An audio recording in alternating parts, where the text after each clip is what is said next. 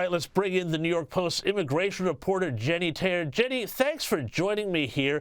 I want to start with the really horrific, sad, terrible, devastating floods we've seen hit Texas in the past week. You're out there now.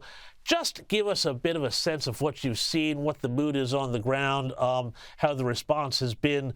It just looks absolutely horrific, the stuff we've seen on our screens here. Right. I mean, this is something that Texans who are in flood-prone zones are shocked by. So they've experienced floods like Hurricane Harvey, like the 1987 flood that struck the same area, causing catastrophic damage and deaths. And at the same time, this is something that is unprecedented, and people are shocked by what they're seeing. Even the survivors of that 1987 flood who I've talked to, who were at camp at the time, who had to escape in harrowing ways, just as we've heard now. So unfortunately, history is repeating itself in a worse way now. Of course, there have been a lot of questions about what went wrong, what could have been done to prevent so many of these deaths. We're now at over 100 deaths, and there are countless others who are missing.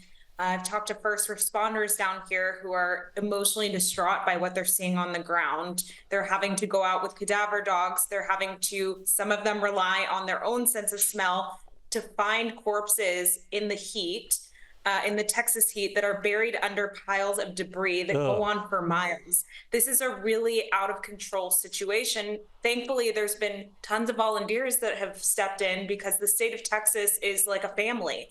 You have people here that feel like everyone is part of their community, and everyone kind of knows someone in a lot of ways.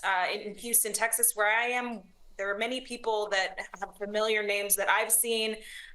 There are people who know someone who sent their kid to camp at Camp Mystic, and you can drive around the city in some areas, and there's green ribbons that are symbolizing solidarity with the families of the victims and the victims themselves.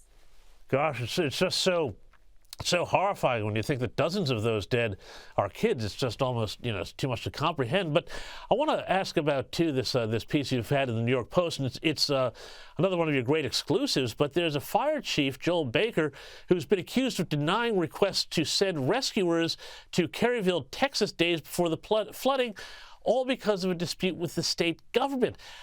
This seems pretty horrific. What's this all about?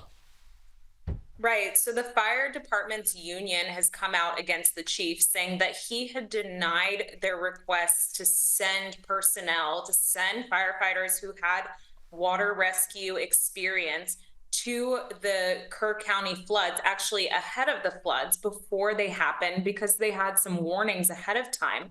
And the fire chief allegedly denied that request. He sent a few people initially, he did, but he denied the request to send out those rescue teams in the days before the floods.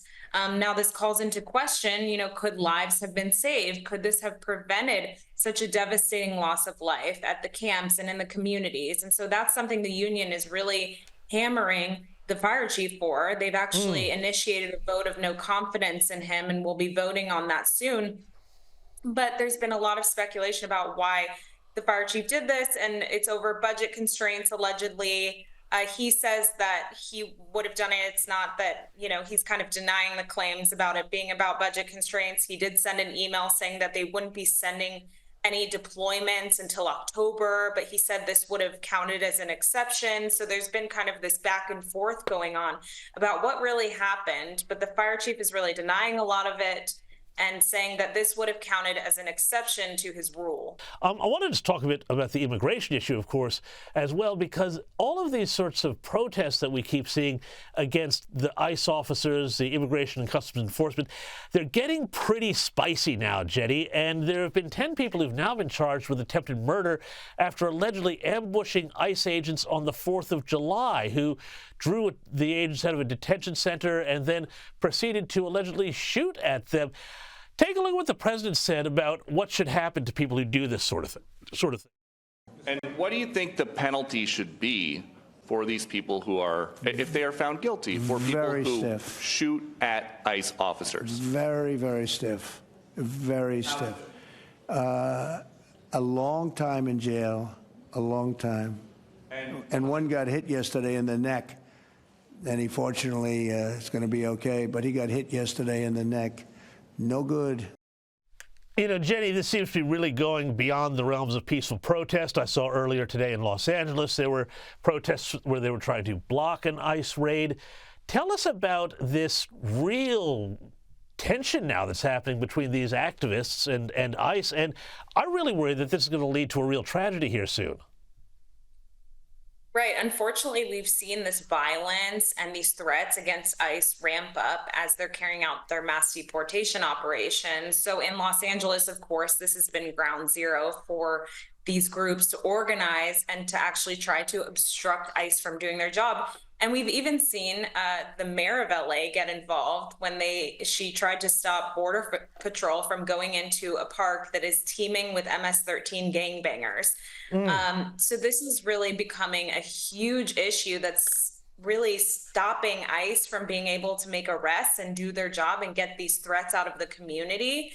And at the same time, it's putting them in harm's way because, like you talked about, there was this incident, right, that really shows this perfectly. You had a number of individuals who went outside of a facility, a detention facility that ICE runs here in Texas, in northern Texas. And it was on the 4th of July. They set off fireworks to kind of start something, to have these ICE agents come out. They lured them out with the fireworks. And then they started shooting at them. And then, like you mentioned, like the president mentioned, someone was shot in the neck. A local cop was shot in the neck. Thankfully, they're alive.